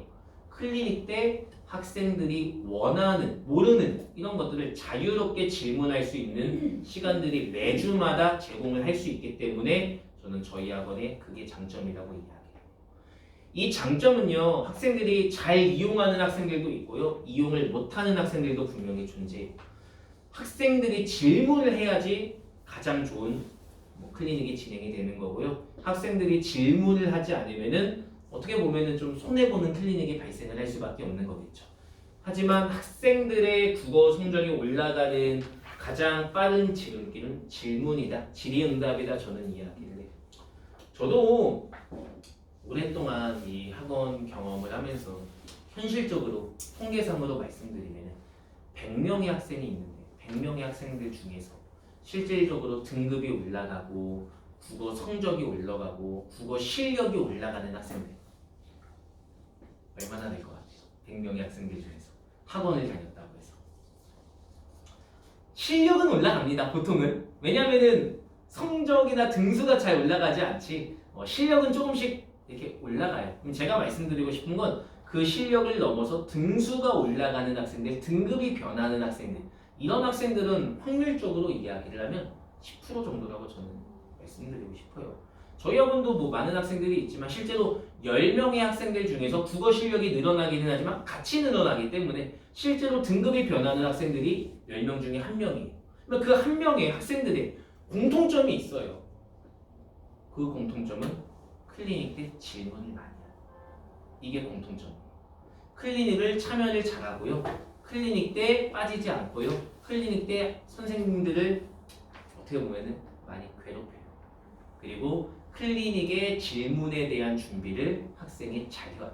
질문만 많이 했다, 이게 중요한 게 아니라 본인이 찾아보고 궁금하고 모르는 것들을 정리해서 질문을 하는 학생들이 있어요. 그런 학생들이 결국에 성적이 올라갑니다. 이거는 저는 10명 중에 1명의 학생이 그런 학생이라고 생각을 하고요. 학생들이 성적이 올라가고 싶으면 이런 클리닉이 진행이 돼야 된다라고 말씀드리겠습니다. 자, 그 다음에 이제 좀 원론적인 이야기인데요. 결국에 이제 가장 기본적인 거, 국어에서 가장 중요한 게 뭐냐, 이 두 가지 대전제를 빼고 나서 저는 이제 어휘와 개념과 집중력이라고 말씀드리고 싶어요. 이 어휘와 개념, 개념과 어휘를 모르면은 당연히 선택지를 독해할 수가 없고요. 당연히 아무리 그 작품을 감상을 했다고 하더라도 틀릴 수밖에 없습니다. 그게 내신이 됐든 수능이 됐든. 그래서 어휘는 뭐 제가 5등급에서 4등급이 올라갈 때 중요하다라고 말씀을 이렇게 표로 만들어냈지만 2등급에서 1등급으로 올라가기 위해서도 가장 중요한 게 어휘와 개념이다. 그리고 집중력이다. 국어의 기본. 실제로 모의고사 성적이 잘 안 나오는 학생들이 있을 거예요. 그런 학생들의 대부분은 80분 동안 국어 모의고사를 볼 때 80분 동안 집중을 못하는 학생들이 대부분이에요. 그래서 첫 번째로 해야 되는 건 80분 동안 제자리에 앉아서 글을 읽어 나가는 연습부터 시작을 해야 돼요. 국어가 좀 약한 학생들 같은 경우에. 근데 이게 어머님들께서 제가 말로 설명을 할 때는 쉬운 것 같은데 굉장히 어려운 일이에요. 어머님들도 지금 당장 집에 가셔서 80분 동안 앉아가지고 책 한번 읽어보시라고 하면 하실 수 있으세요? 80분 동안 화장실 한번 안 가시고 80분 동안 냉장고 문 한번 안 여시고 핸드폰 한번 안 보시고 이거 굉장히 어려운 일이에요. 이거는 습관이고요. 이거는 정말 많이 학생들이 집중하는 연습을 해줘야지만 그래야지만 만들어지는 영역이라고 저는 생각을 해요. 근데 좀 기본적으로 국어 성적이 안 나오는 학생들의 대부분의 고질적인 가장 큰 문제는 이 집중력에서 시작이 되는 거고요. 그리고 나서 이제 어휘와 개념에 대한 공부가 필요하고요. 자, 그 다음에 이제 성적이 계속 올라가기 위해서는 이제 끊임없이 공부를 해줘야 됩니다. 많은 작품 알고 있어야 되고요. 많은 문제도 풀어봐야 되고요. 많은 어휘와 이런 소재들에 대한 배경 지식이 쌓아야 되고요. 그리고 나서 이해 중심으로 공부를 해야 됩니다. 절대로 암기로 공부하는 게 아닙니다. 그래서 마지막으로는 이제 연습을 해주면 됩니다. 사실 제가 뭐 되게 이론적인 걸 이야기를 한 거예요. 이런 식으로 이게 올바른 국어 공부 방법이다 라고 말씀을 드리는데 저는 오늘 강조하고 싶은 건 이 어휘예요. 어휘. 저도 이제 항상 학생들이랑 클리닉을 할 때마다 깜짝깜짝 놀라는데요. 아무리 상위권 학생들이라고 하더라도 생각보다 어휘력이 떨어지는 학생들이 많이 있어요. 제가 이번 시험 대비를 하면서 한번 정리를 해봤어요. 이 학생들이 나한테 이번 시험 대비 때 물어봤던 어휘들이 뭐가 있지? 얘네들이 모르는 어휘가 뭐가 있지? 어렵습니다, 어머님들. 우회적, 우의적, 우화적, 희화적, 회화적. 내신에서 엄청나게 많이 나오는 어휘들이에요. 이거에 대한 정확한 뜻을 알고 있어야지만 풀 수 있는 문제들이 굉장히 많고요. 애상적이라는 단어를 학생들이 모르는 경우가 굉장히 많아요. 그리고 회의적, 회고적, 뭐 대비, 비교, 대조 이 정도는 알고 있을 건데 병해감 들어가면 몰라요. 그리고 병해감이랑 똑같은 의미예요. 외경심이라고 하면 몰라요. 그리고 지향, 지향 뭐 이런 단어들부터 그리고 뭐 언어적, 비언어적, 준언어적 이런 이론적인 어휘부터 해서 문학적인 개념들부터 해가지고 이게 쉽지는 않아요, 어머님들. 이게 문학 개념인데요. 뭐 또는 어떻게 보면은 그냥 기본적인 어휘, 비문학의 어휘도 많을 거고요. 굉장히 중요하면서도 어렵습니다. 이거는 저희가 모국어이기 때문에 어휘는요 따로 어휘집을 가지고서 공부할 수 있는 건 아니에요. 저는 항상 어휘라는 이런 영역은 끊임없이 모의고사 그리고 교과서 사실 그게 기본이 될 겁니다.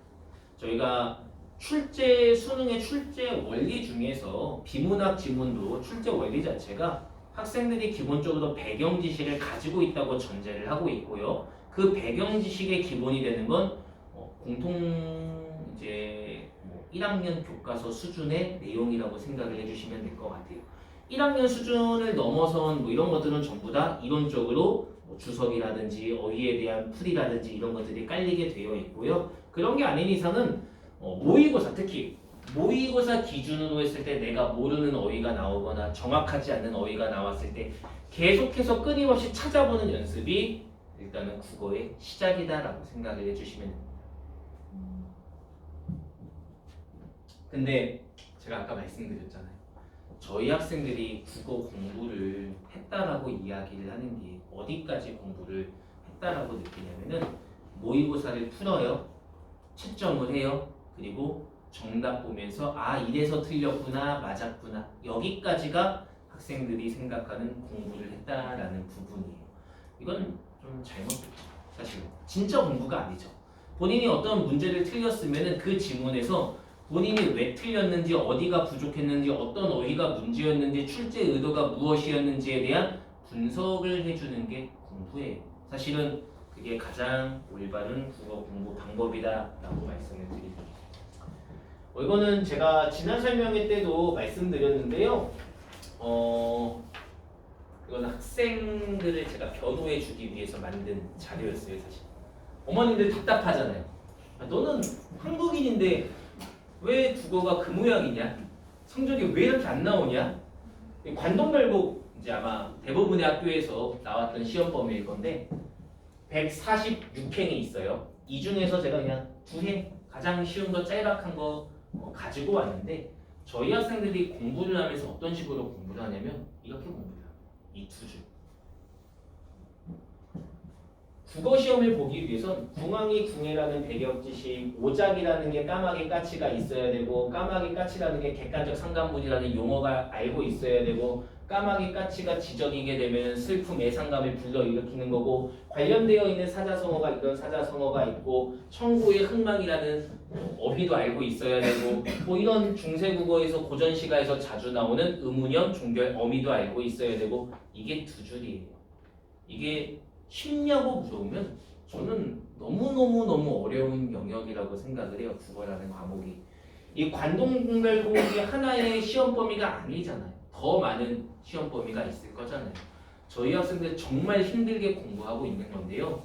이런 내신을 공부하면서 제가 아까 말씀드렸던 것처럼 등수는 안 올라갈 수 있어요. 하지만 내신 대비를 하면서 국어 실력은 올라가고 있다라고 생각을 해주셔야 돼요. 어휘와 개념과 이런 암기가 분명히 국어도 필요해요. 결국에 높은 등급으로 올라가기 위해선 이해가 중요한 거지만 결국에 어휘와 기본적인 암기가 되어 있으면 그 암기가 안 되어 있으면 그 이상으로 또 올라갈 수가 없는 부분이기 때문에 내신을 하면서 이런 영역들, 부족한 영역들을 계속 정교화하면서 가져야 돼요. 실제로 제가 이런 어휘에 대한 이야기를 하잖아요. 1학년 학생들 당연히 모르죠. 2학년 1학기가 끝나게 되면은 많은 학생들이 이제 조금씩 알기 시작을 합니다. 1학년 끝나면서도 알기 시작하고요. 그리고 관동별곡 정말 어려워 보이잖아요. 2학년 끝나잖아요. 이제 1학년 때도 했고 2학년 때도 하다 보니까 아 이런 내용이 있었구나. 이런 대충은 이제 또 수업이 들어오기 시작합니다. 이런 것들을 반복해서 공부를 해주면은 학생들이 분명히 실력은 상승하고 있다. 좀 변호해주고 싶었어요, 학생들이. 자, 그래서 국어가 어려운 이유는 결국에 암기 잘 안 되고 암기 잘한다고 결국에 성적 올라가지 않고요. 선택지도 분석할 수 있어야 되고 어휘도 봐야 되고요. 시험 범위 공부한다고 되는 것도 아니고요. 외부 작품 항상 나오고요. 그 다음에 작품에 대해서 아무리 열심히 공부해도 국어에서는 정답이 없습니다. 사실 특히 문학에서는. 문학에선 정답이 항상 달라질 수 있어요. 어떤 보기가 깔렸냐, 어떤 장면이 나왔냐에 따라서 답이 달라집니다. 이게 학생들이 가장 어려워하는 문학의 어려운 점인데요. 어쩔 수 없습니다. 이게 국어는 가장 적절한 걸 찾는 게 중요하고 보기에 따라서 작품을 해석하는 방법이 다양해질 수가 있기 때문에 이런 다양한 답이 가능하다라는 것을 스스로 학생들이 느낄 수 있을 정도의 공부가 필요합니다. 상위권 학생들이랑 좀 하위권 학생들이랑 공부하는 방향에서 가장 차이가 나는 것 중에 하나가 상위권 학생들은 저한테 어떤 질문을 하냐면 선생님 이 문제는요 여기서는 1번이 정답인데 이거는 답이 아닐 수도 있죠. 3번이 답일 수도 있는 거죠. 이렇게 물어봐요. 하위권 학생들은 저한테 이거는 답이 잘못됐다. 문제가 잘못됐다. 라고 물어보죠. 근데 이게 근데 문제가 잘못된 문제도 많아요. 사실은 이게 정교화된 문제가 아닐 수도 있기 때문에 심지어는 학교 내신에서도 출제 오류가 발생하고 그렇기 때문에 근데 이거는 경험이 쌓이다 보면은 많이 수정이 된다라고 생각을 해주시면 됩니다. 자 이제 좀 빠르게 설명을 할게요. 이제 저희 학원에서 뭐 정규반이랑 S반 진행이 되고요. 기존의 S반 같은 경우에는 10월 모의고사 국영수 1등급 또는 재원생일 경우에는 좀 담당 선생님이랑 S반 상담을 진행을 하신 후에 실력이 올라가도 될 것 같다라는 학생들은 S반으로 돌려보내주고 있습니다. 제가 이제 저희 학원에서 어쨌든 언발음을 다니고 언발음을 믿고 보내주신다고 했을 때 저희 학원에서 2학년 동안 학생들에게 무엇을 할지에 대해서 학생들에게도 설명을 한번 들어갔고요. 어머님들에게도 한번 설명을 해드리도록 하겠습니다. 자, 일단은 2학년 커리는 겨울방학부터 봄, 여름학기, 가을학기는 뭐 중간고사, 기말고사 거의 텀이 없기 때문에 여름학기까지가 거의 마지막이라고 생각을 해주시면 될 것 같습니다. 이 사이 동안 저희 학원에서 뭐 할 거냐면요. 고등학교 3학년 평가원 6월, 9월 수능 지문을 바탕으로 해서 18년도 지문부터 이제 올해 지문이죠. 24년도 지문까지 평가원 지문만 수업을 진행을 할 예정입니다. 이 평가원 기출을 한다라는 거를 저는 굉장히 의미 있게 말씀드리고 싶은데요. 어머님들께서도 좀 찾아보시면 좋을 것 같아요. 저는 아무래도 직업이다 보니까 많이 찾아봤어요. 국어를 어떻게 공부해야 될까? 국어를 잘 하는 학생들이 어떤 식으로 공부를 했을까? 그래서 많은 좀 학생들이 뭐 유튜브나 뭐 블로그나 뭐 이런 데 상위권 학생들이 자기는 국어 공부를 이렇게 해서 의치안을 갔다 서울대를 갔다 뭐 이런 유튜버들도 굉장히 많거든요. 유튜브에 그런 인터뷰 같은 기사 같은 거. 그러면 국어 공부를 좀 그 학생들의 공통점을 찾아보면은 뭐 어떤 특정한 인터넷 강사를 들었다 뭐 이런 것들도 있을 수는 있겠지만 가장 공통적으로 많이 이야기를 하는 것 중에 하나가 평가원 기출 문제 분석을 여러 번 했다. 반복했다. 이게 제가 내린 결론이에요. 그 학생들에게 공통적으로 발견할 수 있는. 저도 그게 가장 올바른 국어 수능을 대비하는 방법이라고 생각을 하고 있고요. 저희 학생들이 실제로 그러면 고등학교 3학년 평가원 지문 가장 질 좋은 이 국어 지문을 언제 공부할 수 있냐? 시간적으로. 고등학교 3학년 때 공부하면 되지 않나요? 안 돼요. 제가 생각했을 때. 늦어요. 3학년 때는 연계 공부가 또 주된 공부가 될 거고요. 수능 특강이랑 수능 완성까지 공부하게 되면은 거의 여름 방학이 끝나 있을 거예요. 여름 방학 때. 그러면은 이제 여름 방학 끝나고 나서 뭐 9월, 10월 이때 집중적으로 기출 문제를 많이 풀어보는 시간이 될 건데 한두 번 해가지고는 저는 의미가 없다고 생각을 하고 있고 아까 얘기했던 것처럼 반복이 중요하다. 반복을 해야지만 기출 분석은 의미가 있다라고 좀 얘기를 드리고 싶어요. 2학년 때부터 시작을 해야 되는 게 맞다라고 생각을 하고요. 지금 여름방학까지 하면은 한 바퀴 돌아가게 되는 거겠죠. 언발음을 믿고 보내주신다면은. 그리고 고등학교 3학년 올라가기 겨울방학 전까지 또 한 번 할 수 있는 기회가 있을 거예요. 이미 한 바퀴를 돌렸기 때문에. 그래서 최소한 수능 보기 전에 3회, 5회 저는 돌리면 돌릴수록 좋다고 생각을 해요. 많이 최대한 평가원 기출 분석을 많이 한 학생일수록 훨씬 더 이게 진짜 국어 공부를 하는 학생이다라고 좀 생각을 합니다. 이런 기출 문제 분석으로 저희 학원에서 수업이 진행이 될 겁니다. 이게 사실은 예전부터 제가 좀 진행하는 커리큘럼인데요. 많은 학생들이 예전에는 고3 지문을 2학년 때 활용하지 않았어요. 이유가 뭘 것 같으세요? 맞아요. 어려워서예요. 어려워서 가장 큰 이유가 있고요. 두 번째는 이 수능이 어려워진 연도가 그게 한 7, 8년 정도예요. 그래서 예전에는 수능 기출이 그렇게까지 어렵진 않아가지고 나중에 이 기출 문제를 풀어야 된다 이런 좀 여론이 있었었는데 요새는 저는 아니라고 생각을 합니다. 이미 고난이도 문제는 쏟아졌고요. 많이 있고요. 연습할 수 있는 기회는 충분합니다. 지금은 오히려 평가원에서 계속 어떤 식으로 출제를 하고 그 평가원에서 출제하는 원리와 의도와 그런 문제의 출제의 원리 같은 것들을 분석하는 게 훨씬 더 중요한 시기라고 저는 생각을 합니다. 그래서 공부를 해야 되고요. 그리고 사실은 저희 선생님들 입장에서도 수능 지문을 수업을 한다라는 것 자체가 굉장히 어려워요. 사실은. 그래서 하지만 의미가 있다고 생각을 하기 때문에 이런 커리큘럼을 구성을 하고 있고요. 자, 그래서 1학년 커리랑 많이 달라질 거예요. 일단은 2학년 커리 중에서 가장 핵심 중에 하나는 문법이 사라집니다.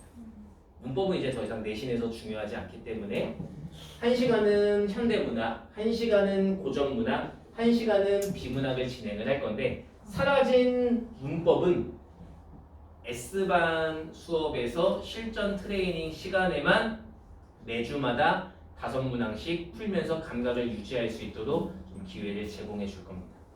정규반은 문법을 안 해도 되나요? 해야죠. 하면 좋죠. 하지만 지금까지 제가 설명드렸던 것처럼 공통 과목이 더 중요하고요. 여기서 문법에 대한 더 보충을 하고 싶다면은 따로 특강이나 이런 것들을 활용해 주는 게 더 효율적일 거예요. 자, 지금 작품의 양을 보시면은 1학년 때하고 많이 다릅니다.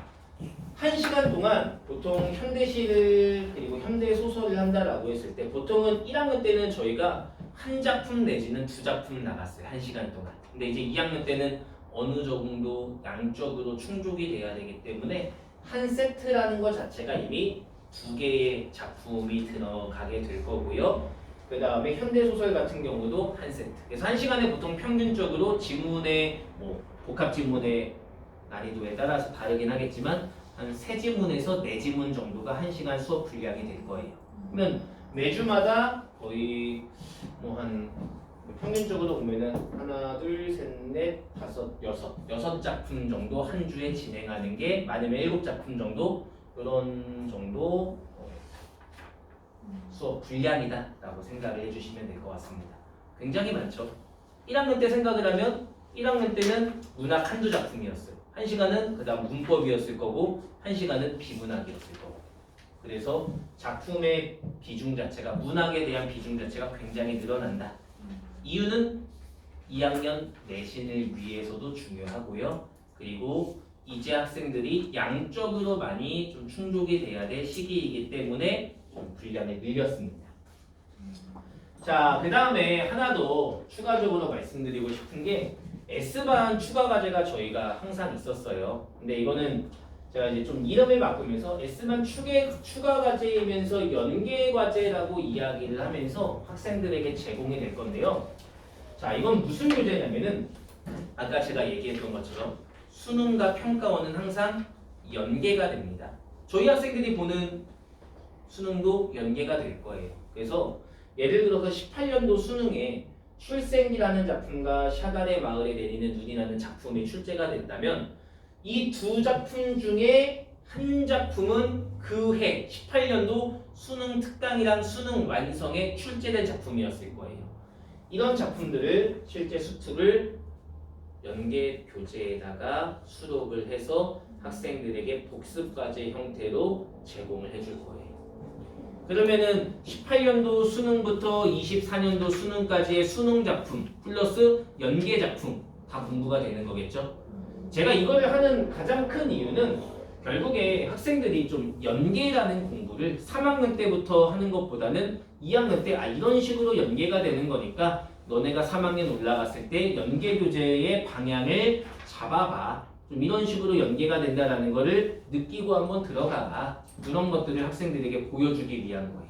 근데 이 S반 추가 과제는 제가 원장님한테 이야기를 했어요. 이게 제가 만든 교재이긴 하지만 저희 학원에서 S반에게만 주는 거는 조금 아쉽다. 정규반 학생들 중에서도 좀 주고 싶다라고 원장님한테 말씀을 드렸고요. 대신에 정규반 학생들에게 모두 다 주는 건 아니에요. 원하는 학생들에게 주겠다. 왜냐면은 누군가에겐 버거울 수 있어요. 이 연계 교재가. 그리고 연계 교재가 중요하냐, 수능 분석이 중요하냐, 당연히 기출 분석이 훨씬 더 중요해요. 연계 교재가 아무리 중요하다고 하더라도 평가원의 질적인 그 수준을 따라갈 수가 없어요. 국어 문제에서 가장 질적으로 이야기할 때 평가원이 1순위고요. 그 다음이 교육청 모의고사고요. 그 다음이 EBS, 사설 모의고사 이런 것들이에요. 그래서 평가원 분석이 훨씬 더 비중이 중요하기 때문에 너무 욕심낼 필요는 없다. 하지만 원한다면은 학생들에게 전부 다 제공을 해주겠다. 대신에 풀 수 있는 학생들에게만. 그러면서 연계교재 그리고 문법도 조금 더 공부할 수 있게끔 문법 한 10문항 정도 2세트 정도 들어갈 거고요. 비문학 1세트까지 들어갈 겁니다. 자, 나머지는 이제 공통적입니다. 저희하고 이제 교재 같은 경우에 특징을 보면은 모든 문제의 정답의 근거를 쓰도록 되어 있습니다. 이게 제가 아까 말씀드렸던 것처럼 시간 안에 푸는 게 중요한 게 아니에요. 과제를 하는 게 중요한 게 아니에요. 그냥 기출을 꼼꼼하게 읽어보고 그 문제를 풀어보는 게 중요하기 때문에 무조건 정답의 근거를 스스로 찾아보는 연습. 이게 중요하고요. 자, 그 다음에 현장 모의고사. 저희 연반은 국어학원에서 이제 매주 방학 때마다 시행하는 현장 모의고사. 수요일부터 금요일 6시부터 현장 모의고사가 진행이 되고요. 뭐 현장 모의고사 시간이 안 되는 학생들도 있을 거예요. 그 학생들 같은 경우에는 과제형 모의고사로 해서 클리닉을 진행을 하면 됩니다. 현장 모의고사를 제가 설명을 할 때마다 항상 말씀드리는 거. 현장 모의고사 학생들의 평균 점수와 집에서 과제를 보는 학생들의 모의고사 평균 점수와 어떤 학생이 높을까요? 와서 보는 학생이 더 높습니다. 이게 의외라고 항상 어머님들께서 생각을 해요. 가정에서 보면은 시간도 안 재고 그러다 보면은 더 높은 점수가 나오지 않나요?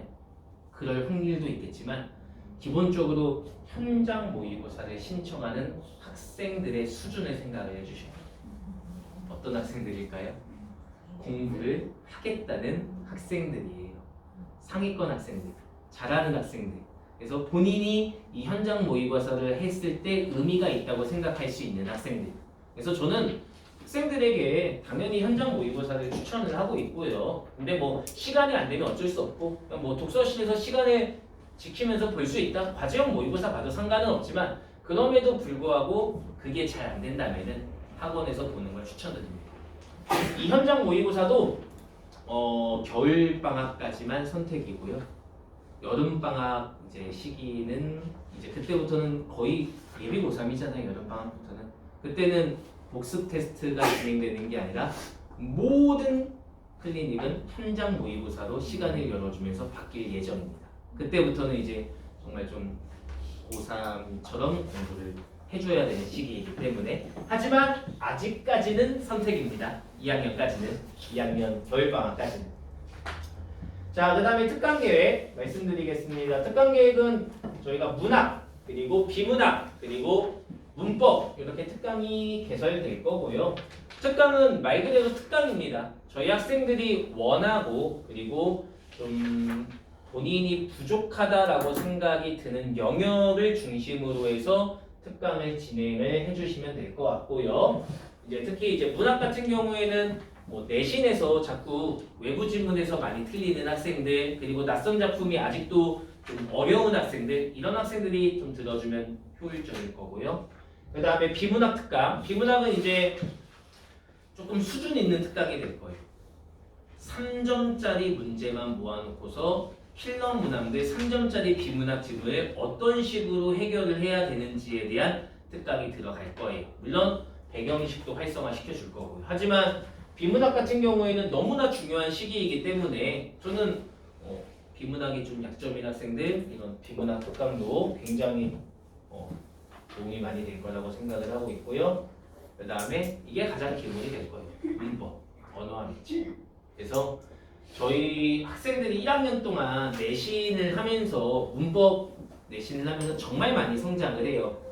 근데 수능 문법이랑 학교 1학년 내신 문법이랑 시험 범위를 비교를 하면은 한 절반 정도 저희 학생들이 수능 문법을 배운 거예요.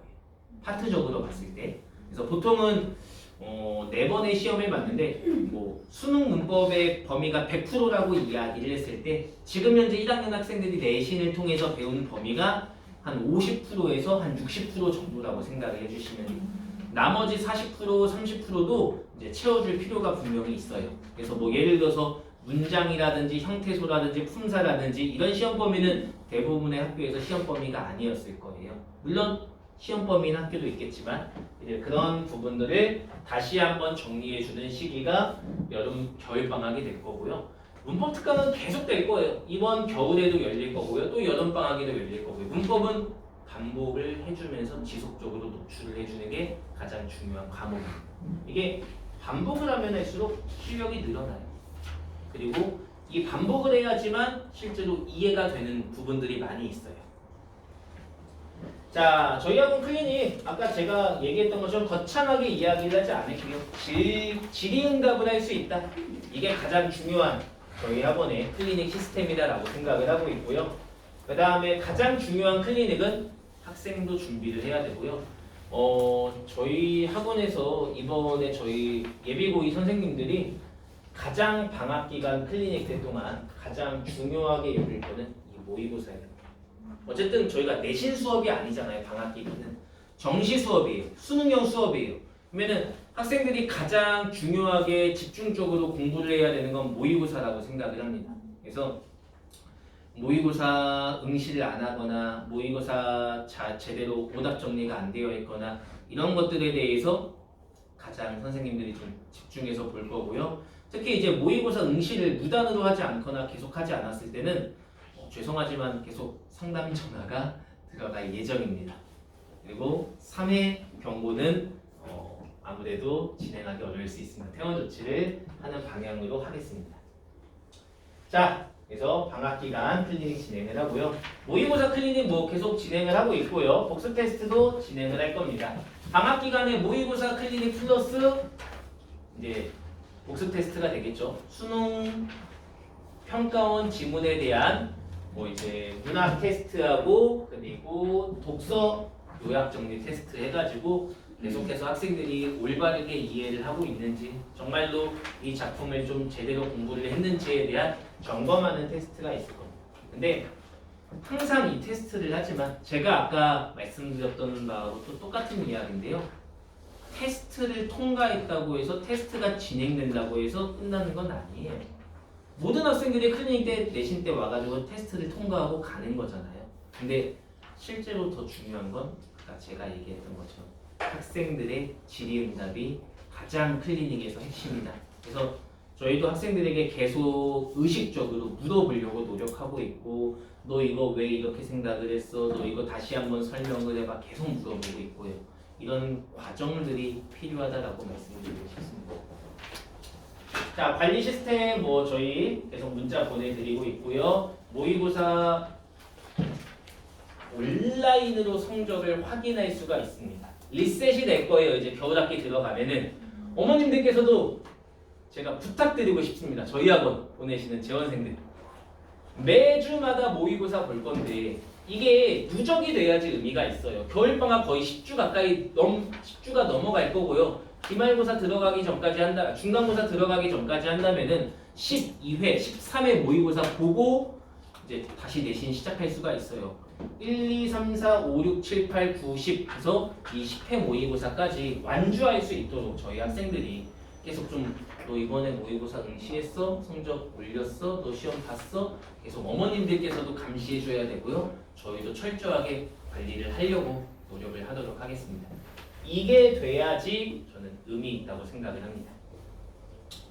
자, 일단은 제가 준비한 설명의 준비 내용은 여기서 좀 마무리를 하도록 하겠고요. 혹시 궁금하신 점 있으실까요? 우리 1학년 때 설명에는 많이들 질문을 하시는데 아무래도 이제 2학년이다 보니까 혹시 궁금하신 점? 네. 민방에서 강사들이 하는 수능 문화가 네. 보이게 해야 되는데 네. 이제 저희도 항상 고민하는 게 그런 부분들이에요. 사실은 인터넷 강의에서 1타 강사들, 소위 말하는 1타 강사들 수업을 듣는 학생들도 있고 저희 언발음을 믿고 다녀주는 학생들도 있고요. 이거는 학생들이 생각을 해줘야 될 부분이라고 저는 생각을 하는데 같은 작품을 가지고서 보통 제가 알기로는 인터넷 강사들의 수업 교재나 이런 부분들을 봤을 때 대부분은 기출 평가원 지문을 가지고서 베이스로 하는 경우가 대부분이에요. 그래서 그 강사들마다 나름대로의 기출을 접근하는 방법과 논리들이 있겠죠. 그런 논리와 방법들을 1타 강사들 수업을 들으면서 학생들이 배운다. 이런 게 인터넷 강의의 장점이지 않을까 생각이 들고요. 저는 항상 그런 생각을 해요. 인터넷 강의를 들어도 1등급이 나오고요. 저희 학원을 다녀도 이번에 고3 졸업 이제 시험 수능 본 학생들 1등급이 나와요. 다 똑같이. 본인에게 맞는 수업을 찾아가는 게 이게 중요한 거지. 어떤 강사, 어떤 학원을 다닌다고 해서 뭐 성적이 올라가는 건 아니다라는 걸 어머님들도 아실 거고 학생들도 알 거라고 생각을 해요. 제가 말씀드리고 싶은 부분은요. 이런 거예요. 저도 학생들에게 이야기를 하고 싶은 게 1타 강사 수업이 더 좋은 뭐 질 좋고 더 좋은 자료를 가지고서 수업할 수 있다. 더 많은 자본이 투입이 됐으니까 더 저는 어느 부분들은 저는 인정을 합니다. 그런 부분들은. 근데 이제 그 수업이 꼭 진리는 아니라고 생각을 하고 있고요. 그리고 가장 국어에서 본질적으로 저는 중요하다고 생각하는 게 아직은 저학년이고 아직은 2학년 들어갔을 때 가장 중요한 건 질의응답이라고 생각을 해요. 이게 가장 저는 핵심이라고 생각을 합니다. 그러니까 누군가의 의견을 계속 주입을 해서 듣고서 거기까지는 좋아요. 다양한 선생님들의 견해와 그 1타 선생님들의 견해와 논리를 가지고서 머릿속에 입력하는 건 좋아요. 근데 그거를 본인이 이제 시행하고 연습해보고 그리고 문제도 풀어보고 이런 것들을 다 해줄 수 있느냐 그리고 그거에 대해서 질의응답을 해줄 수 있느냐 이런 점에서 좀 차이점을 좀 생각을 해주시면 좋을 것 같아요. 수업의 교재나 내용적인 면이나 어차피 저는 다 똑같다고 생각을 합니다. 전부 다 모든 국어의 본질은 기출 분석이고요. 그 기출 분석을 어떤 식으로 풀어나가느냐가 사실은 선생님들마다의 이제 뭐 스킬이고 능력이라고 저는 생각을 합니다. 네. 또 뭐 궁금하신 점 있으실까요? 저는 그 학생들에게도 솔직하게 얘기를 해요. 제가 학생들에게 이야기를 하는 게 뭐냐면은 너네가 결국에 국어라는 과목은 학원과 인터넷 강의와 이게 중요할까? 아니면 본질적으로 너네가 스스로 고민하는 게 중요할까? 혼자서 하는 게 가장 중요합니다. 가장 올바른 국어 방법은요. 시중에 기출문제 분석집이 얼마나 잘 되어 있는 게 많아요. 뭐 마더텅 뭐 여러 가지들부터 해가지고 뭐 있어 매산비부터 해가지고 엄청나게 많아요. 그 기출문제집 2권, 3권을 가지고 본인이 실제로 문제를 풀어봐요. 그리고 나서 모르는 부분, 틀렸던 부분, 그 기출 분석된 걸 보면서 아, 이 문제집은 이렇게 푸는구나. 이 문제집은 여기를 이렇게 해석을 했구나. 저희도 똑같아요. 저희도 수업 준비를 할 때 다양한 견해와 다양한 의견들을 전부 다 공부를 해가지고 아, 이 문제는 이렇게 접근을 하는 게 가장 좋았겠구나라고 제가 생각하는 저희 선생님들이 생각하는 나름대로의 가장 최적화된 논리가 있을 거 아니에요. 그걸 가지고서 학생들에게 알려주는 거예요. 근데 가장 좋은 방법은 학생들이 스스로 하는 거죠. 근데 가장 문제가 되는 건 스스로 못하니까 이제 시간적으로 이제 뭐 학원이나 인터넷 강의를 듣는 거예요. 근데 본질적으로는 스스로 해야 됩니다. 결국에는 학원에서 제가 제시해주고 인터넷 강의에서 제시해줄 수 있는 건 너가 이번 주에 이 정도 분량을 해야 돼. 이걸 제시해 주는 거고 추가적으로 이 정도를 더했을 때 뭐 저희 학원 같은 경우에 연계 교재가 되겠죠. 이 정도를 너네가 더했을 때 너네한테 의미 있는 한 주가 될 거야. 이 한 주가 쌓이고 가다 보면 여름방학이 끝났을 때 너네가 알게 모르게 거의 7, 8년 동안의 평가원 모의고사 기출을 한 번은 너네가 공부를 하고 고3에 들어갈 수 있는 상황이 만들어질 거야. 이거예요. 그러니까 이게 어떤 수업을 듣느냐는 저는 중요한 건 아니라고 생각을 해요. 학생들이 공부를 할 수 있는 환경을 어떻게 만들어주느냐 이게 중요하고요. 그래서 학생들에게 이야기를 합니다. 우리 학원 언발은 아니어도 된다. 너네가 2학년 올라갔을 때 그리고 뭐 2학년 내신 다시 시작을 했을 때 우리 학원에 다시 올 수 있는 학생들 다시 또 내신 들어오는 학생들도 있을 거고 뭐 내신을 떠나는 학생들도 있을 거고 뭐 저희는 학생들이 떠나고 오고에 대해서 막 크게 엄청나게 막 스트레스 받거나 막 너네가 우리한테 미안해할 필요도 없고 너네도 이기적으로 행동을 해야 되고 우리도 우리 나름대로 이기적으로 최선을 다하면서 너네한테 해주는 거다. 그러면 서로 잘 되는 게 이게 가장 중요한 거 아니냐. 근데 그렇다면 저는 국어를 제발 좀 학원이든 인강이든 꾸준하게만 공부를 해라라고 저는 좀 말을 해요. 근데 솔직하게 너네가 인강으로 공부를 했을 때 할 수 있는 학생들 나는 몇 안 된다고 생각을 한다. 이게 우리 학원은 아니라 차라리 다른 학원을 선택을 하고, 그리고 학원의 선택의 기준도 저는 학생들에게 이야기를 해요.